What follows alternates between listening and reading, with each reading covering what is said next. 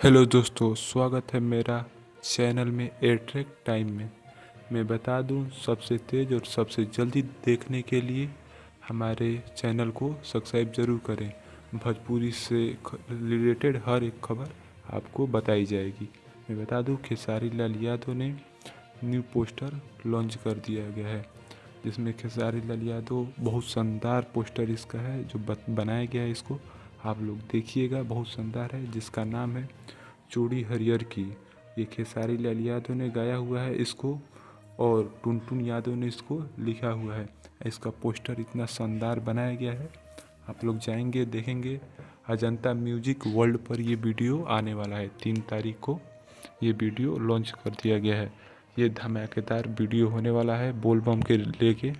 आप लोग जाकर इस वीडियो को ज़रूर देखिएगा, और इसका टीजर हो सकता है कि आज रिलीज़ कर दिया जाए, नहीं तो आज तो दोपहर तक रिलीज़ हो जाएगा।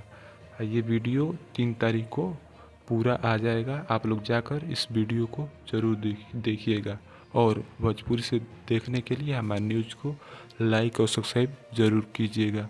धन्यवाद। Thank you for watching.